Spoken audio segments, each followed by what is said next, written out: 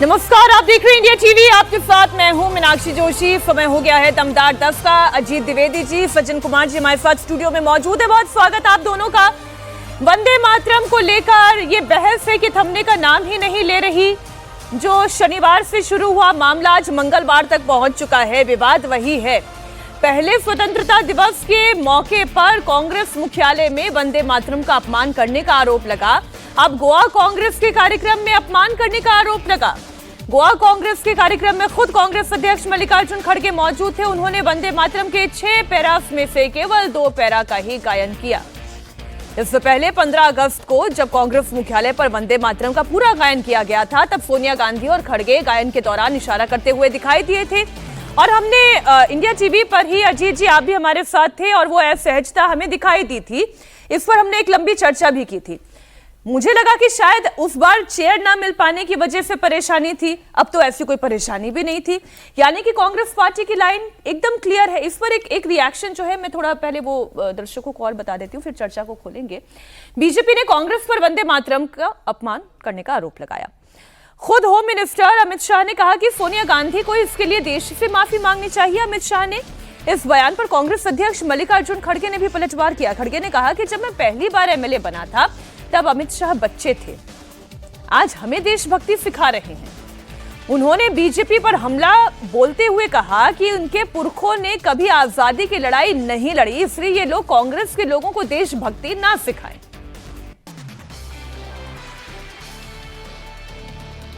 आप तो इतने हमारे मैडम सोनिया गांधी जी के खिलाफ बात करते, गांधी फैमिली के खिलाफ बात करते।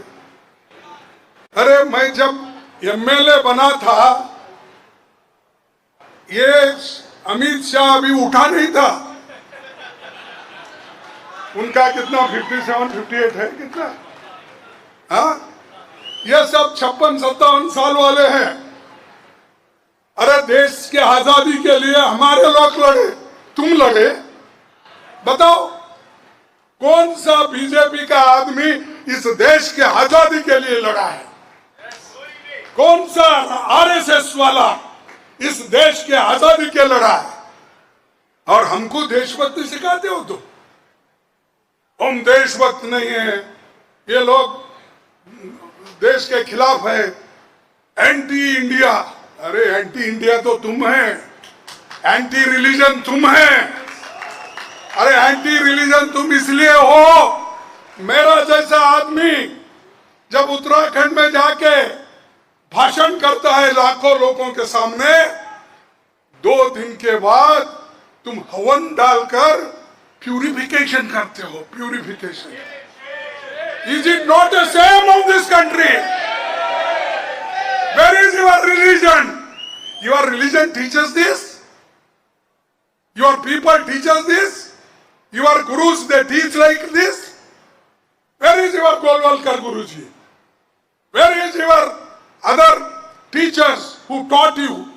Have they taught only this? शुद्धिकरण करो। अरे मोस्ट पापी लोग तो आप हैं, आपको पहले शुद्धिकरण होना चाहिए। मैं तो एक जनता का प्रतिनिधि हूं, और जनता का प्रतिनिधि होने के नाते मैं घूमते रहूंगा, बात करते रहूंगा, आपके साथ लड़ते रहूंगा और इन लोगों को भगाते रहूंगा। अब ये तस्वीर इसलिए मैं आपको दिखा रही हूं कि पहली बार कोई गलती करे तो आप उसे बेनिफिट ऑफ डाउट दे सकते हैं, लेकिन अगर फिर से वही गलती की जाए तो ये कोई शंका रह नहीं जाती। वंदे मातरम पूरा गाना नहीं गाया जाएगा, राष्ट्र गीत नहीं गाया जाएगा। क्यों? क्योंकि कांग्रेस को ये पसंद नहीं है, सोनिया गांधी को ये बात पसंद नहीं है। आप क्या समझ पा रहे हैं इन 2 तस्वीर से? नहीं, देखिए, कांग्रेस पार्टी ने एक सिद्धांत के स्तर पर कह भले नहीं रहे हैं लोग। उन्होंने जो 15 अगस्त को पार्टी मुख्यालय में झंडा फहराने के समय जो घटनाक्रम हुआ, उसमें तो एक बचाव का रास्ता खोजा गया कि सोनिया गांधी ने कुर्सी लाने के लिए कहा है। लेकिन उसी दिन 15 अगस्त को केरल में कांग्रेस पार्टी ने मना कर दिया पूरा वंदे मातरम गाने से, बल्कि वहां के ऑफिशियल ये इशारा इन्होंने किया था ना 3 मिनट करके। अरे 3 मिनट 3 मिनट तो चलेगा। हाँ, वो जो 15 अगस्त का वीडियो था, कई वीडियोज आ गए उसमें, जिसमें पता चला कि वो इसी बात को लेकर के, वो सारा घटनाक्रम इसी बात को लेकर के था। कहा भले जयराम रमेश ने ये की कुर्सी वाली बात थी, लेकिन केरल में राजकीय समारोह में भी राज्य कांग्रेस की सरकार ने वंदे मातरम से दूरी बनाई। और अब गोवा में हम लोगों ने देख लिया, जहां कांग्रेस पार्टी ने कहा कि भाई ये 2 ही स्टेंजा, 2 ही अंतरे बजेंगे वंदे मातरम के। तो एक सिद्धांत के स्तर पर कांग्रेस पार्टी ने ये लाइन ली है और ये इस कानून का विरोध कर रही है। कांग्रेस पार्टी मतलब विरोध किया है। अब ये बात खुल करके कहनी चाहिए कि इस कानून को हम नहीं मानेंगे, इस कानून को हम सुप्रीम कोर्ट में चैलेंज करेंगे। आप जो कहना है सो कहिए, लेकिन जब तक कानून है तब तक उस कानून के तहत आपके ऊपर कार्रवाई होगी। और ये दिल्ली में, कर्नाटक के बेंगलुरु में मुकदमे दर्ज हो गए हैं और उन मुकदमों में पुलिस ने जांच शुरू कर दी है, वीडियोज की जांच हो रही है। वो एक, अगर सरकार कोई मिसाल बनाना चाहती है तो उसको बना सकती है। जब तक चैलेंज नहीं होता है, जब तक इस कानून पर कोई रोक नहीं लगती है, तब तक ऑफिशियली सर कांग्रेस ये भी नहीं कर रही है। ये देखिए, नियम ये कहता है कि वंदे मातरम राष्ट्र गीत यदि बजाया जाएगा तो उसे पूरा बजाया जाएगा, आधे में नहीं छोड़ा जाएगा। ये बात बिल्कुल स्पष्ट है। राजकीय कार्यक्रम में बजाना मतलब राष्ट्र गीत का गायन होना, ये अनिवार्यता है। हमारे सहयोगी विजय लक्ष्मी, आप कांग्रेस पार्टी को ही लगातार कवर करती आ रही है कई सालों से। विजय लक्ष्मी, कांग्रेस पार्टी का स्टैंड क्या है? या तो खुले तौर पर वो ये कह दे कि हम राष्ट्रगीत का पूरा गायन नहीं करेंगे, तो ऐसा भी कोई स्टैंड अभी तक सामने नहीं आया। देखिए मीनाक्षी, जो मेरी कांग्रेस के नेताओं से बात हुई है, कांग्रेस के नेताओं का कहना है कि उनके जो पार्टी के कार्यक्रम हैं, यानी जो कांग्रेस की राज्य की इकाइयां हैं, वहां पर जो है वो 2 स्टैंजा ही बजाएंगे। लेकिन जहां पर कांग्रेस की सरकार है, जो राज्य जहां पर सरकार है, वहां पर जो है वो पूरा वंदे मातरम जो है वो गाया जाएगा। उसके तमाम जो स्टैंजाज हैं वो गाए जाएंगे। कांग्रेस पार्टी के कुछ प्रदेश अध्यक्षों से भी मेरी बात हुई, उन्होंने साफ तौर पर कहा कि हम वही गाएंगे जो हम अब तक गाते आए हैं। हम जिस तरीके से 1937 में जो 2 स्टैंजास को आगे लेकर के चलने की बात की गई, और कांग्रेस का कहना है कि असली देशभक्त जो है वो कांग्रेस है। फ्रीडम फाइटिंग के मूवमेंट से ये वंदे मातरम जो है ये निकल करके आया। और उनका कहना है कि जो बाकी के स्टैंजा हैं वो ऐसे हैं जो 2 समुदायों के बीच में एनिमोसिटी को जो है वो बढ़ावा दे सकते हैं। इसलिए उनको लगता है कि शुरू के 2 जो स्टैंजा हैं वो असली स्पिरिट को रिफ्लेक्ट करते हैं। इसलिए कांग्रेस पार्टी का मानना है, और जहां तक मुझे अभी तक समझ में आ रहा है, जितनी बातचीत मेरी लोगों से हुई है, वो साफ तौर पर यही कह रहे हैं कि कांग्रेस पार्टी के जो अपने कार्यक्रम हैं, जो पार्टी के कार्यक्रम है, वहां पर 2 ही स्टैंजा कांग्रेस पार्टी बजाएगी। इस तरह का फैसला जो है क्लैरिटी विजय लक्ष्मी जी और दें, दिया गया है नीचे तक। और शायद इसी वजह से आप देख रहे होंगे केरल, एक क्लैरिटी इस पर आप और दें, क्लैरिटी इस बात की, अगर कांग्रेस पार्टी, क्योंकि वो वॉकआउट कर गई थी, उन्होंने राष्ट्रगीत को जब कानूनी दर्जा देने की बात हुई तो उस पूरे बिल से ही वॉकआउट कर दिया था। अब ये एक्ट बन चुका है, अब ये तो कानून है, ये तो मानना ही पड़ेगा। अगर आपको मानना नहीं है तो आप इसे सुप्रीम कोर्ट में चैलेंज करें। तो क्या कांग्रेस पार्टी से सुप्रीम कोर्ट में चैलेंज कर रही है? देखिए, कांग्रेस पार्टी जिस तरह से मीनाक्षी हमने देखा कि खुद कांग्रेस की पूर्व अध्यक्षा सोनिया गांधी जब वो जो वंदे मातरम को लेकर के कंट्रोवर्सी जो आई, उसके बाद से जिस तरह का एक नैरेटिव जो है वो बिल्ड हुआ, कांग्रेस पार्टी ने भले ही वंदे मातरम पर सदन में ना बात की हो, लेकिन आइडियोलॉजिकल तौर पर कांग्रेस पार्टी को बाकी के जो स्टैंजाज हैं उससे आपत्ति है, और वो आपत्ति दिखती भी है। और इसीलिए स्टेट यूनिट्स में भी, लेकिन आगे लीगल रिकोर्स वो अपनाएंगे या नहीं ये अभी कहना मुश्किल है। लेकिन अभी जितने नेताओं से मेरी बात हुई है, काफी सीनियर लीडर्स से भी बात हुई है, उनका यही कहना है कि हम अपनी पार्टी के कार्यक्रम में क्या बजाते हैं ये हमारा प्रेरोगेटिव है, लेकिन सरकारी कार्यक्रम में जो राजकीय कार्यक्रम है वहां पर जो राज्य के रूल है। जी जी जी, बहुत शुक्रिया विजय लक्ष्मी आपका। लेकिन अगर कांग्रेस पार्टी का ये स्टैंड है तो इसका मतलब ये है कि वो राष्ट्रगीत तो राष्ट्रगीत है ना, किसी एक पार्टी का गीत नहीं है, बीजेपी का गीत नहीं है, कांग्रेस पार्टी का गीत नहीं। आपने 2 स्टैंजास को मंजूर किया था 1937 से साल 2026 में आ गए हैं। ये क्या नैरेटिव है कांग्रेस पार्टी का?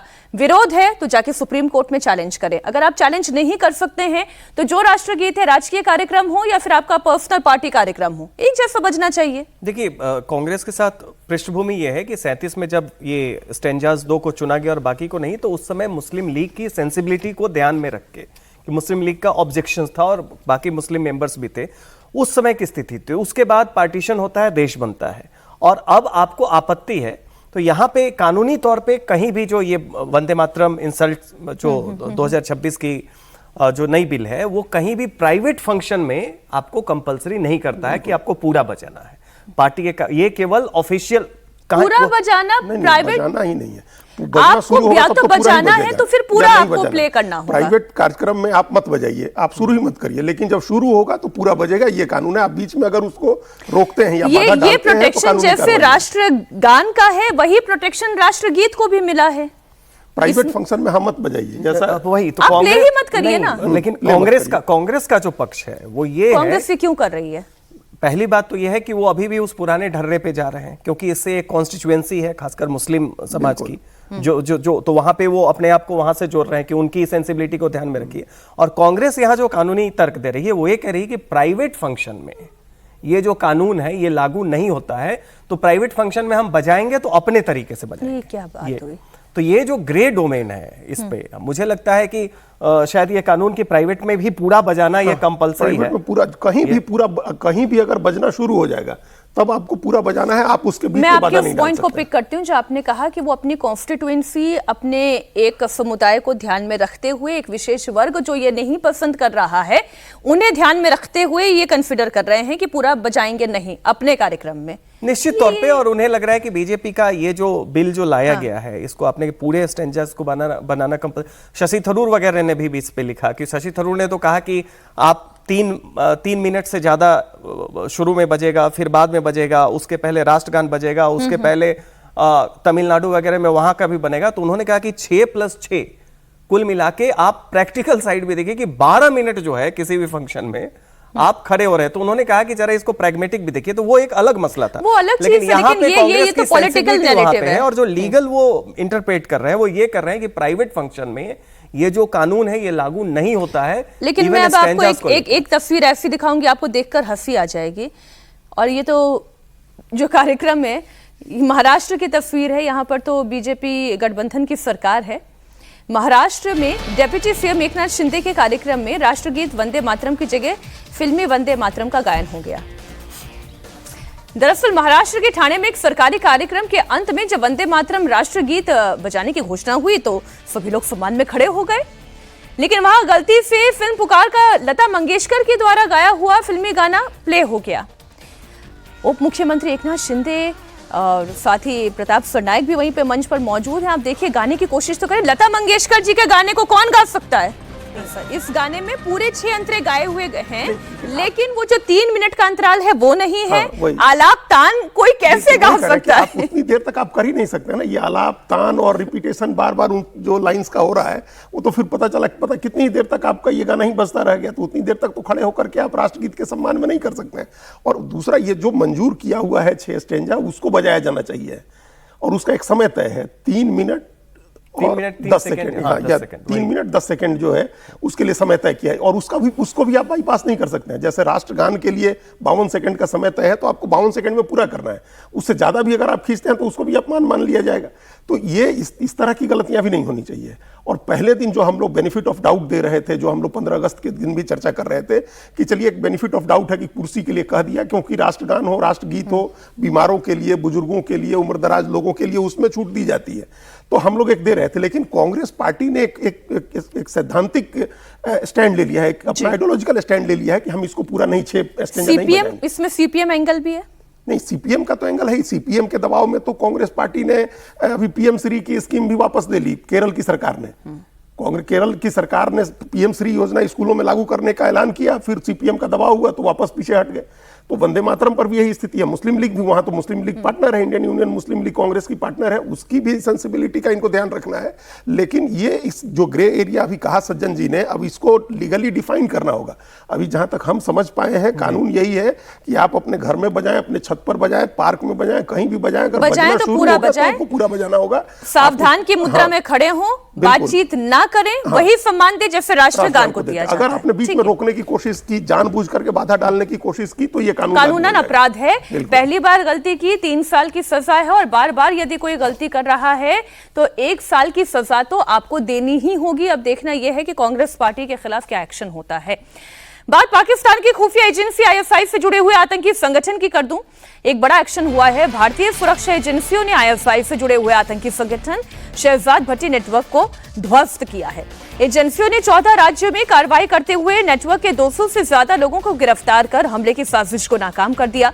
स्वतंत्रता दिवस से पहले 12 अगस्त को राज्य पुलिस बलों के साथ real time intelligence sharing system के जरिए ये ज्वाइंट ऑपरेशन चलाया गया।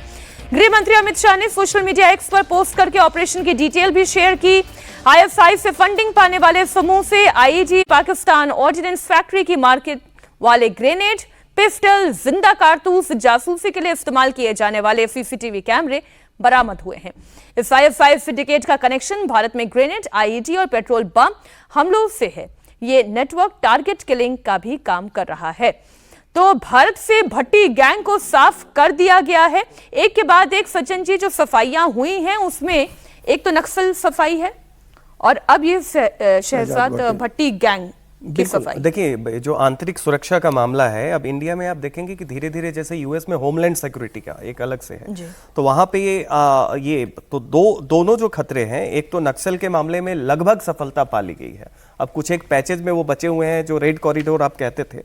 अब दूसरी बात ये आ रही है, यहां पे अभी भी स्थिति जो है, अब ये सारा का सारा ऑपरेशन जो आ रहा है, ये फ्रंट अभी भी बहुत ज्यादा इसलिए है क्योंकि आप देखिए कश्मीर से भी जो खबर आ रही है और सब कुछ हो रहा है, धारा 370 खत्म होने के बाद भी पाकिस्तान के ऑपरेटिव्स और वहां से जो सप्लाई हो रही है उसकी सूचनाएं हमेशा मिल रहा है। और भाई हमारा लाल किले पे जो नवंबर में हुआ था इंसिडेंट, उसके बाद बाकी जगह देखें तो ये दूसरा फ्रंट है कि आप इंटरनली जो मनमोहन सिंह ने कहा था कि naxalism is a bigger threat than Pak sponsored terrorism, तो नक्सलिज्म को ये कर लिया गया है। लेकिन जो पाकिस्तान से जो हमारी जो ये है और बाकी वो सारा कुछ आ रहा है, उसमें काफी कुछ अभी भी बचा हुआ है। और इसको डेमोग्राफिकली आप कैसे टैकल करें, जो भारत के जो सीमावर्ती कंट्रीज है उससे महाराष्ट्र से 8, उत्तराखंड से 5, कर्नाटक से 3, गुजरात से 3 और बिहार से 3 गिरफ्तारियां हुई है। इस मामले में आप कह सकते हैं कि ये भी मैं कहूंगी दिमागी नक्सल जो तैयार करने की भारत में भी कोशिश हो रही है, ये स्पॉन्सर्ड टेररिज्म के जरिए इंडियन मुजाहिदीन के सेल्स हुआ करते थे, वो दरभंगा में मिलता था, कर्नाटका के भटकल में मिलता था, कोस्टल कर्नाटका में मिलता था, महाराष्ट्र में मिलता था।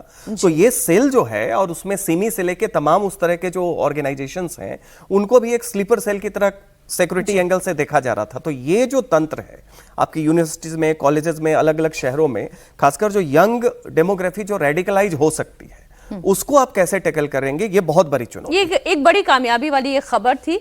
एक और कामयाबी है जो छात्रों को मिली है। रांची से खबर है, परीक्षा में धांधली को लेकर छात्रों का गुस्सा झेल रहे हेमंत सोरेन सरकार की मुसीबत है कि कम होने का नाम नहीं ले रही। पहले कामयाबी वाली बात बता दूं, वो बात यह है कि झारखंड में जो छात्रों का आंदोलन चल रहा था उस पर तो सोरेन सरकार झुक गई। टीडीपीएल से जुड़ी हुई सभी परीक्षाओं को रद्द करने का उन्होंने ऐलान भी कर दिया। जेएसएससी सीजीएल के एग्जाम को भी उन्होंने कैंसिल कर दिया। लेकिन सरकार के इस ऐलान के बाद भले ही छात्रों की भूख हड़ताल खत्म हो गई हो, लेकिन एक दूसरी लड़ाई शुरू हो गई है। अब ये जो दो लड़ाइयां हैं, एक सीबीआई जांच की मांग को लेकर लड़ाई थी, अनशन जो हो रहा था। जरा इस खबर को पूरा कर लेती हूं मैं पहले। कल सोरेन सरकार ने ऐलान किया कि जो पहली मांग थी 2014 के बाद टीडीपीएल की सभी परीक्षाएं रद्द हों, उस पे बात मान ली गई है। आंदोलन भी खत्म हुआ है, लेकिन छात्र ये कह रहे हैं कि जब तक सरकार इस पूरी धांधली की जांच सीबीआई से कराने का ऐलान नहीं करेगी, तब तक उनका अनशन जारी रहेगा।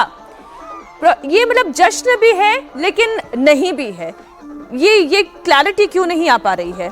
देखिए, अब ये जब हम लोग पहले भी कह रहे थे इस बात को कि जब सीबीआई जांच की मांग करते हैं तो एक पॉलिटिकल मांग की तरह लगता है कि आप सीबीआई जांच की मांग कर रहे हैं। छात्रों की जो मांग थी वो पहले भी मान ली गई थी। छात्रों का एक बड़ा वर्ग पहले भी उसके लिए राजी हो गया था जब जेपीएससी की परीक्षा रद्द कर दी गई थी और उसके पहले के 3 बैकलॉग वाले एग्जाम्स थे उनको भी रद्द कर दिया गया था। उसके बाद जो उनकी मुख्य मांग थी वो थी कि आप ये जेएसएससी और ये सीजीएल की एग्जाम की परीक्षा को आप रद्द कर दीजिए। तो कल सरकार ने इसको भी मान लिया। उनकी एक बड़ी मांग थी कि टीडीपीएल ने जो एग्जाम्स कराए हैं उन सब को रद्द करिए और उनकी जांच कराइए। सरकार ने कल इसको भी मान लिया था। तो ये मोटे तौर पर जो छात्रों की मांग है उसको स्वीकार कर लिया गया था। जो जिन लोगों ने शुरू में आंदोलन शुरू किया था, जिन्होंने आरंभ किया था, उन छात्रों की सारी मांगे मान ली गई हैं। अब उसके बाद कई गुट आए हैं, आंदोलन के बीच में शामिल हुए हैं। अब उनका एक कहना है कि इसकी सीबीआई जांच हो। ये बात हो गई है कि एक जुडिशियल इंक्वायरी होगी, रिटायर्ड हाईकोर्ट जज की अध्यक्षता में जांच होगी। टीडीपीएल ने जितने एग्जाम कराए उन सब की जांच होगी। पिछले की सारी परीक्षाएं रद्द कर दी गई हैं। तो अब ये मोटे तौर पर भूख हड़ताल खत्म हो गई है। अब इस अनशन का हमको लगता है कि ये धीरे धीरे फिजल आउट होगा। इस पे कल छात्रों के ही गुट के नेता, क्योंकि देवेंद्र नाथ महतो भी हैं और उनके साथियों ने भूख हड़ताल खत्म कर दी, लेकिन दूसरा गुट अभी भी अनशन जारी रखने के बाद कह रहा है। जेपीएससी जेएसएससी रिफॉर्म मंच छात्रों से बड़ी संख्या में जयपाल मुंडा स्टेडियम पहुंचने की अपील कर रहा है। यहां भारी संख्या में पुलिस की तैनाती भी है। स्टेडियम को खाली कराने का प्लान भी है, लेकिन सीबीआई जांच का नोटिफिकेशन आने तक हटना नहीं है। एक तो ये तस्वीर भी है। मुख्यमंत्री जी, आपने बहुत ही साहसिक कदम उठाए हैं। बस हमारी एक और जो मांगी है, जितनी भी एग्जाम आप लिए, जितनी भी एग्जाम आप जो सो रद्द किए हैं, हमारे जो सो डिमांड लेटर में जितनी भी एग्जाम है, आप सभी एग्जाम को जो रद्द करने का आश्वासन दिए हैं, उन तमाम एग्जाम में माननीय मुख्यमंत्री जी सीबीआई जांच करवा दीजिए। हमारी जो रद्द से रिलेटेड जितनी भी मांगे थे सबसे लगभग पूरी हुई है, लेकिन सीबीआई जांच अभी बाकी है। हम तमाम छात्रों से, झारखंड के तमाम छात्र नौजवान से ये अपील करना चाहते हैं कि दोस्त, सीबीआई की जांच तक हमें यहाँ डटे रहना है। हमारे आंदोलन अभी जारी रहेगा। उधर झारखंड में सोरेन सरकार के सामने जो नई मुसीबत है वो ये है कि जेएसएससी सीजीएल के उन कर्मचारियों ने हेमंत सरकार के खिलाफ मोर्चा खोला है जिनकी नियुक्ति 2014 से अब तक हुए एग्जाम के जरिए हुई। झारखंड सरकार के इन कर्मचारियों का दावा है कि सरकार के जेएसएससी सीजीएल कैंसिल करने के फैसले से करीब 2000 लोगों की जॉब पर संकट आया है। सरकार के फैसले के खिलाफ जेएसएससी सीजीएल के कर्मचारियों ने रांची के प्रोजेक्ट भवन के बाहर प्रदर्शन किया। कर्मचारियों का कहना है कि आंदोलन के दबाव में आकर सरकार ने केवल मौखिक आदेश के जरिए जेएसएससी सीजीएल कैंसिल करने की बात कही, लेकिन फैसला तो कोर्ट में होगा। अब इस पर सज्जन जी, एक तरफ जिन्हें नौकरी नहीं मिली धांधली की वजह से उनका धरना था, अब जिन्हें नौकरी मिल गई है उसमें कई सारे फेयर कैंडिडेट भी होंगे, उनका धरना है। क्या करेगी सोरेन सरकार? न्याय की कसौटी में ये जो 2000 जो लोग कह रहे हैं ये बिल्कुल सही है। कारण यह है कि अगर आप भीड़ देखें कि लाखों छात्र प्रभावित हुए, वो सही है अपनी जगह, लेकिन सरकार क्या करती है कि हम कहते हैं कि यूटिलिटेरियन, कि जिसमें संख्या ज्यादा हो उसकी बात मान लो, कि आप उसको ज्यादा आप चाहते हैं कि उनको राहत मिले, लेकिन उसका यह मतलब नहीं है कि जो सही में तैयारी करके अपने मेरिट पे उत्तीर्ण हुए और पदस्थापित हैं जहां भी, उन छात्रों को अब आप बिल्कुल कटघरे में खड़ा कर दे, तो उनके साथ भी न्याय होनी चाहिए। तो ये जो 2000 छात्र हैं, ये अपनी जगह जो शायद अभी जॉब भी ज्वाइन कर चुके होंगे, पोस्टिंग होगी, इनकी बात बिल्कुल सही है कि आप इन्हें पेनलाइज नहीं कर सकते हैं, क्योंकि फेलियर इनका नहीं था, फेलियर सिस्टम का था। उस सिस्टम में भी तमाम गड़बड़ी के बावजूद जब कुछ लोगों ने उत्तीर्ण होके वहां पे हासिल की सफलता, अब उनको आप पेनलाइज कर रहे हैं, तो इनके साथ अन्याय हो रहा है। तो ये जीरो सम गेम नहीं होना चाहिए। तो इसमें रास्ता, और ये बिल्कुल सही बात है कि ये फैसला आखिरी कोर्ट में ही होना है, क्योंकि ये जो भी फैसला होगा जी, जब सरकार लाएगी, इसे कोर्ट में चुनौती दी जाएगी और कोर्ट वहां पे बिल्कुल ये संज्ञान में लेगी कि भाई इनकी क्या गलती है, सब सही है। लेकिन इनमें भी कितने जेन्युइन हैं वो कैसे ट्रेस होगा? बिल्कुल ये मुश्किल की बात है, लेकिन ये भी कहना कि ये सब के सब जो हैं उसी गलत प्रणाली से मैं वही कह रही हूँ कि अब देखिए, न्याय का ही सिद्धांत है ना कि आपके 99 गुनहगार जो हैं वो भले ही छूट जाएं, आपका एक बेगुनाह जो ना फंसना नहीं चाहिए, लेकिन वो तय कैसे होगा कौन गुनहगार है? ये तो और दूसरा एक इसमें एक और चर्चा ये भी हो जाए कि जेपीएससी की जांच बड़ी मछलियों तक भी पहुंच रही है। देखिए, एक तो इसमें एकदम एक है, मतलब एक चीजें तय हो चुकी हैं। न्याय का सिद्धांत बिल्कुल तय है, जो आपने कहा वही सिद्धांत है। 2024 में उसी सिद्धांत के तहत सुप्रीम कोर्ट ने नीट यूजी की परीक्षा रद्द नहीं की थी। सुप्रीम कोर्ट ने कहा था कि सभी 24 लाख बच्चे अनफेयर मींस में शामिल नहीं थे। बिल्कुल ठीक। और ये जहां शामिल थे उन सेंटर्स के एग्जाम रद्द किए गए, उन सेंटर्स पर दोबारा एग्जाम हुआ। हिसार में हुआ, जहां एक ही सेंटर पर कई बच्चों को फुल मार्क्स आ गए थे, 100% मार्क्स आ गए थे, वहां दोबारा एग्जाम हुआ। तो सुप्रीम कोर्ट ने ही कहा कि चुनिंदा जगहों पर करिए। तो ये जहां पकड़ी गई है गड़बड़ी, जितने लोगों की गड़बड़ी पकड़ी गई है उतने लोगों को आइडेंटिफाई करिए। जांच बेशक जो है सो हाई कोर्ट दे दे सीबीआई को। मैं ये खबर बता देना चाहती हूँ, फिर मैं ब्रेक पर जाऊंगी। सीआईडी क्योंकि पूरे मामले में जांच कर रही है और अभी जेपीएससी के पूर्व सदस्य अजीता भट्टाचार्य के पीए बीएन राम को गिरफ्तार किया गया है। इसमें एक ये नई गिरफ्तारी हुई है। अजीता भट्टाचार्य जेएमएम के कद्दावर नेता और केंद्रीय महासचिव सुप्रियो भट्टाचार्य की पत्नी हैं।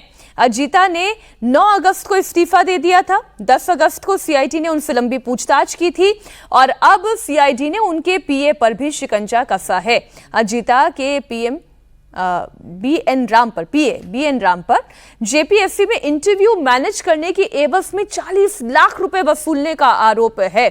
यह है असली खबर। अब यह है बड़ी मछलियों के बाद। सचिन जी, बहुत क्विक कमेंट, फिर मैं ब्रेक के लिए जा रही हूँ। हाँ जी, ये शायद अजीत जी आप ज्यादा बेहतर बता पाएंगे। हाँ नहीं, ये अभी तीनों लोगों, ये वो 3 लोगों में है जिन लोगों ने इस्तीफा दिया था। जब पहले जेपीएससी के अध्यक्ष एल ख्यांगते का इस्तीफा हुआ, उसके बाद इन तीनों लोगों का इस्तीफा हुआ। लगा कि इस इस्तीफे से बात टल जाएगी, लेकिन अब इसी वजह से सीबीआई जांच नहीं चाहती है सरकार। ये तो सीआईडी की जांच में जब अपने लोगों तक आज पहुंच गई है तो सीबीआई जांच करेगी, तब तो इसके आगे दायरा और जाएगा, मंत्रियों के ऊपर आएगा। अभी तो आप मान लीजिए केंद्रीय महासचिव की पत्नी जो मेंबर थी उस बोर्ड की, उन पर आया है, अभी और लोगों पर आएगा। ख्यांगते अरेस्ट हुए हैं, बाकी लोगों की भी गिरफ्तारी होगी इस मामले में। तो सीआईडी पॉलिटिकल फेसेस को ये ऐसा लग रहा है कि नहीं अभी जिस तरह का आंदोलन हुआ, ऐसा लग रहा है कि कुछ लोगों की बलि लेकर के बाकी बड़े लोगों को बचाया जाएगा। इससे भी बड़े लोग इसका मतलब आने वाले हैं, तभी यहां तक आज जांच पहुंची है। एक बड़ी खबर आपको दे दी, लखनऊ से आ रही है। अतिक्रमण हटाने गई पुलिस टीम पर अटैक हुआ है। दरोगा की हत्या की कोशिश की गई है। मामला लखनऊ के पारा थाना क्षेत्र के बुद्धेश्वर इलाके का है, जहां अतिक्रमण हटाने के लिए गई नगर निगम की टीम और पुलिस की टीम पर हमला हो गया। हमलावरों ने पुलिसकर्मियों और नगर निगम के कर्मचारियों से मारपीट की, सरकारी वाहनों को नुकसान पहुंचाया। पुलिस टीम को घेर कर लाठी डंडों और लोहे की रॉड से हमला किया गया। हमले के दौरान एक सब इंस्पेक्टर की गला दबाकर मारने की कोशिश भी हुई है। बताया जा रहा है कि वहां पर मौजूद एक महिला ने लोहे की भारी जंजीर से दरोगा के सिर पर वार कर दिया।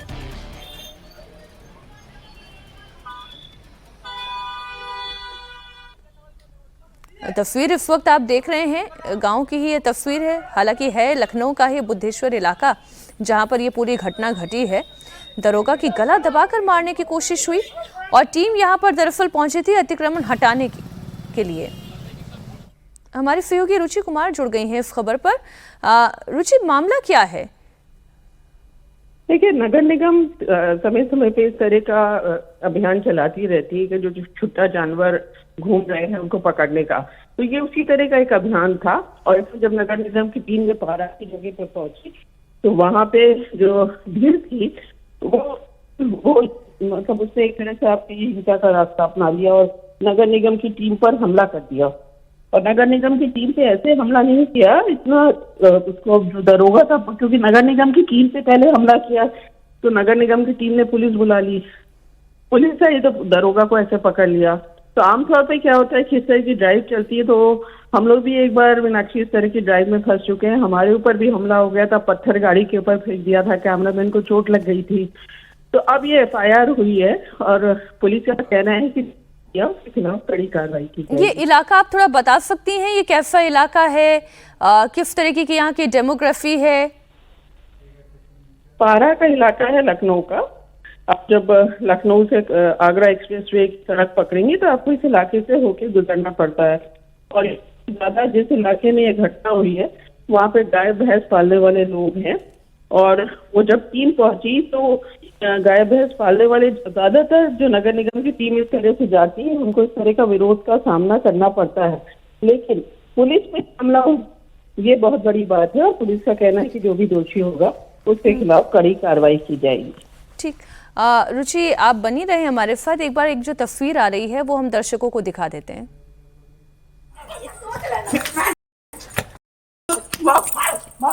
तस्वीर जो है वो हम देख रहे हैं, हिंसक दिखाई दे रही है तस्वीर और जो दरोगा है उनका गला दबोचे हुए एक व्यक्ति दिखाई दे रहा है और महिला जो है वो भी बड़ी हमलावर दिखाई दे रही हैं, बड़ी आक्रोशित दिखाई दे रही हैं। रुचि, ये तस्वीर देखकर तो एक अंदाजा लगाया ही जा सकता है कि स्थिति तनावपूर्ण हो गई थी। फिलहाल क्या मामला शांत करा लिया गया है? जी, ये मामला आज का नहीं है। आज फिर से नगर निगम दूसरा अभियान चला रही है कि इस तरह से जो शहर के इलाके में इस तरह से गाय भैंस पाल रहे हैं उनके खिलाफ आज भी एक ड्राइव चल रहा है। तो ये मामला तो शांत, ये किसी आज का नहीं है, शांत हो गया, FIR हो गई है, पुलिस इसमें कार्रवाई करने जा रही है। मीनाक्षी जी, बहुत शुक्रिया आपका रुचि इस पूरी जानकारी के लिए। तो लोहे की जंजीर से दरोगा का गला दबाने की कोशिश हुई, शुक्र है वो ठीक है और मामला भी शांत करा लिया गया है। ये जो मवेशी घूमते हैं, छुट्टे घूमने वाले मवेशियों को पकड़ने के लिए बीच बीच में इस तरीके से प्राधिकरण ड्राइव चलाती रहती है और उसी में ये सब कुछ हुआ है।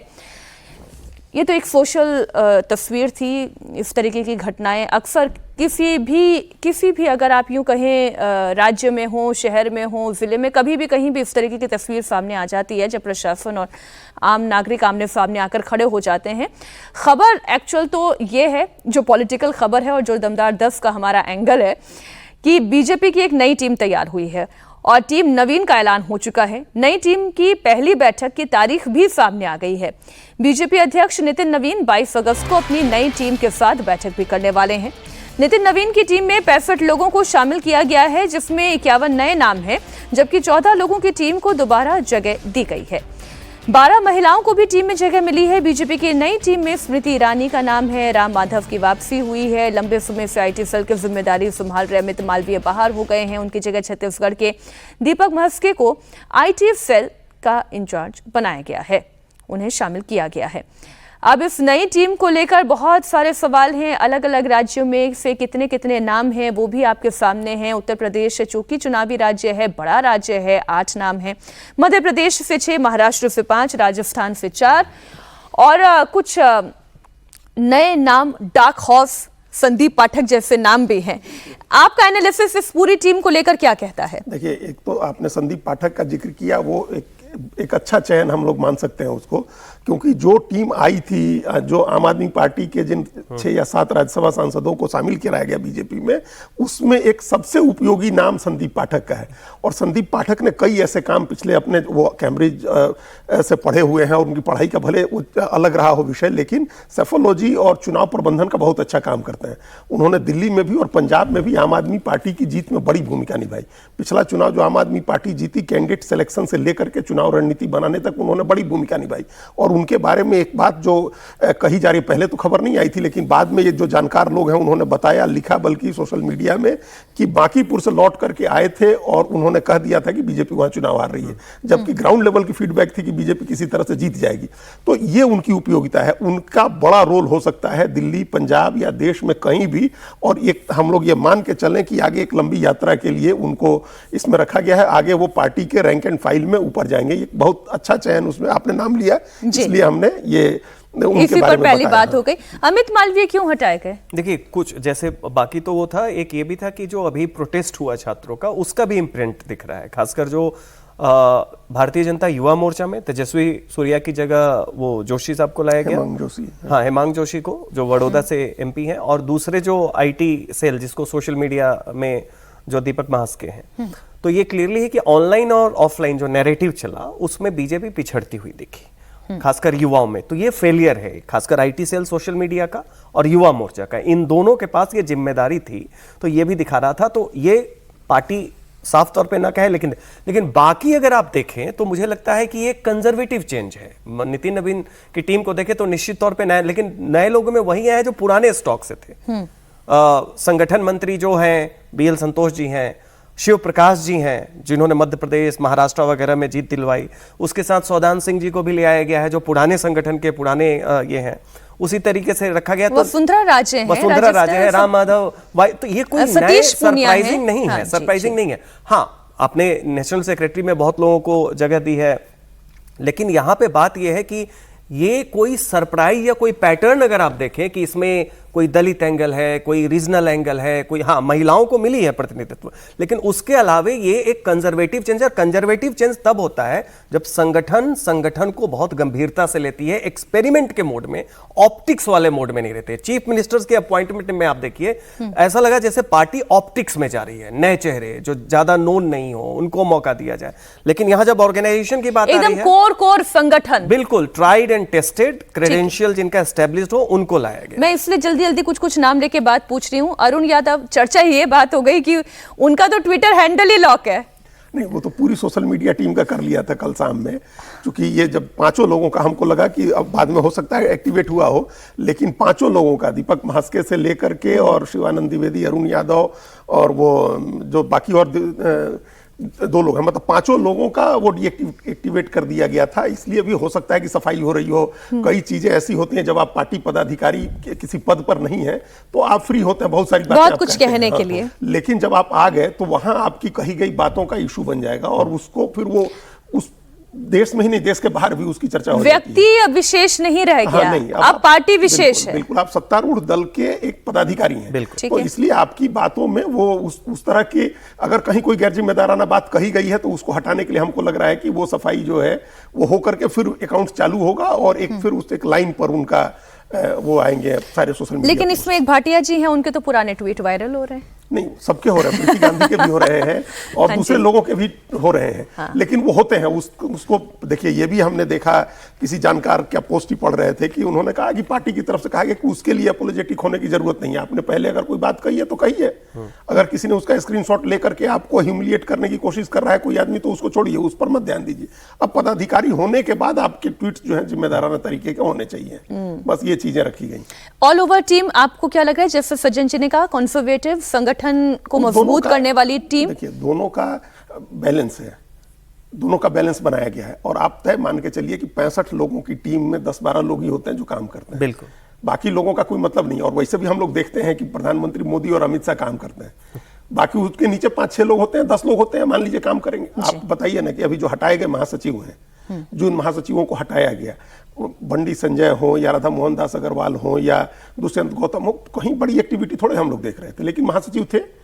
वैसे ही अभी कई महासचिव ऐसे होंगे जिनको कोई बड़ी जिम्मेदारी हो सकता है नहीं मिले। जिम्मेदारी निभाने वाले 6-8 लोग हैं, 10 लोग आप कहें तो हम नाम बता दें। उसमें स्मृति ईरानी होंगी, विनोद तावड़े होंगे, सुनील बंसल होंगे, राम माधव होंगे, डी पुरंदेश्वरी होंगी, उसमें अभी जिन लोगों का नाम लिया वो 3 लोग होंगे, बीएल संतोष, सौदान सिंह जी, शिव प्रकाश जी। तो ये 10 लोग आप मान के चलिए। बाकी अपना मोर्चा है, जो मीडिया टीम है, सोशल मीडिया टीम है, वो काम करेंगे। अनिल बलूनी हो गए, 13 उपाध्यक्ष है। जनरली काम नहीं होता उपाध्यक्षों के पास। पिछली बार भी इतने ही उपाध्यक्ष थे, कौन क्या जिम्मेदारी निभा रहा था। तो ये चुनिंदा लोग होंगे। अब सबसे ज्यादा दिलचस्पी और नजर हम लोग की इस बात पर होगी कि नितिन नवीन जब इनके बीच काम का बंटवारा करेंगे, किसको क्या काम का बंटवारा, 22 तारीख की तारीख प्रदेश का प्रभार दिया जाता है और क्या जिम्मेदारी दी जाती है। 22 को मीटिंग होनी है, देखते हैं उसमें भी कोई नया ट्विस्ट आपको दिखाई देगा क्या। लेकिन एक बड़ी खबर है और बड़ी खुशी की भी बात है कि भारत का लोकतंत्र कितना जीवंत है, हमारे वोटिंग प्रक्रिया कितनी पारदर्शी है, कितनी ट्रांसपेरेंसी है। भले ही हमारे देश में कोई पॉलिटिकल पार्टी अमुक समय पर अमुक बातें कहती रहे कि यहाँ तो वोट चोरी हो जाती है, लेकिन दुनिया मानती है कि हमारा चुनाव जो है वो एक मिसाल है। अमेरिकी राष्ट्रपति डोनाल्ड ट्रंप की बात कर रही हूँ, जिन्होंने भारत के इलेक्शन सिस्टम की जमकर तारीफ की। ट्रंप ने सोशल मीडिया पर पोस्ट करके भारत की चुनाव व्यवस्था का हवाला देते हुए सेव अमेरिका एक्ट को पास कराने की अपील की है।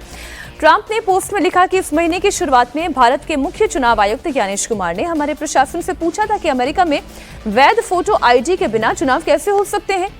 ट्रंप ने कहा कि भारत में आम चुनाव 64.6 करोड़ लोगों के मतदान से हुआ है, जिसमें केवल 1% से कम ने डाक के जरिए वोट डाला।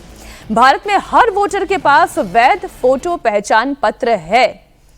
अब भारत का चुनावी सिस्टम, मेरे ख्याल मैंने अपनी ओपन लीड सज्जन जी वहां दे दी जहां से सवाल आना चाहिए था। नहीं, देखिए इसमें 2 चीजें हैं। पहली बात तो है कि जो रिग्ड इलेक्शन का नैरेटिव है जी, अगर आप मान लीजिए कि अगर तर्क के लिए मानिए अगर रिग्ड इलेक्शन होगा तो क्या सत्तारूढ़ पार्टी 240 सीट लाके रिग करेगी? अगर रिग ही करना है तो 300, 350, 400 का नैरेटिव। क्या बनारस से प्रधानमंत्री का मार्जिन जो है वो 5 लाख कम हो जाएगा? हाँ। क्या अयोध्या जहां मंदिर बना वहां आप हारेंगे और अभी बांकीपुर हारेंगे छात्रों के बाद? तो ये रिग्ड इलेक्शन का नैरेटिव जो है ठीक है, वो एक नैरेटिव वॉर का नतीजा है कि हम अपनी हार की जिम्मेदारी किसी चीज पे। दूसरी बात जो आपने कही कि जो ट्रंप ने किया वो निश्चित तौर पे भारतीय लोकतंत्र, तो 1952 में भी जो पहला चुनाव हुआ तो सारे वेस्टर्न डेमोक्रेसी के जो एक्सपर्ट्स थे और द गार्जियन से लेके जितने भी ये थे, ये सब कह रहे थे अरे पागल हो गए हैं क्या, जिसमें आपकी 80% आबादी पढ़ी लिखी नहीं है और गरीब है, मतलब आप बंदर के हाथ में डिसीजन मेकिंग दे रहे हैं। तो भारत के लोकतंत्र के एक्सपेरिमेंट ने लोकतंत्र को यह बताया कि कोई कंडीशन नहीं चाहिए, और वैसी स्थिति में वहां पे यूएस में क्या है कि पोस्टल वोटिंग वगैरह बहुत बड़े परसेंटेज पे होता है और यहां पे बहुत कम स्तर पे होता है। और ट्रंप जब से आए हैं वहां पे इस बात को वो कह रहे हैं कि जो पोस्टल वोटिंग है उसमें फ्रॉड होता है, ये उनका नैरेटिव है। डेमोक्रेट्स उसको कंटेस्ट कर रहे हैं, जैसे हमारे यहाँ एसआईआर चल रही है, वहां पे भी इलेक्टोरल रोल में ये सब चीजें काफी की जा रही है, शिनाख्त की जा रही है। तो ट्रंप के लिए भारत का जो लोकतंत्र है, वो जो चुनावी प्रणाली है, वो उनको बहुत सूट इसलिए भी करता है कि उनका ये मानना है कि वहां की इलेक्शन में पोस्टल और बाकी जो बिना आईडी के होती है उसमें काफी वैसे लोग भी आते हैं जिनकी सिटीजनशिप जो है वो सस्पेक्ट है। तो ये वही उनको करना है। असली सवाल यही है कि उनके वहाँ क्या बहुत सारे राज्यों में ये नियम है कि आपके पास कोई आइडेंटिटी, कोई आई कार्ड नहीं है, आप जाकर के वोट डाल दीजिए। वहाँ कोई इलेक्शन कमीशन टाइप का सिस्टम नहीं है, वहाँ लोग वॉलंटियर करते हैं, सिटीजन्स जो है वो शामिल होते हैं, वोटिंग कराते हैं लोग। कई महीने पहले से पोस्टल वोटिंग शुरू हो जाती है और कई स्टेट्स तो ऐसे हैं जहाँ आपको आईडी की जरूरत नहीं है, जाइए आप वोट कर दीजिए। आप अमेरिका में हैं तो जाकर के वोट कर दीजिए।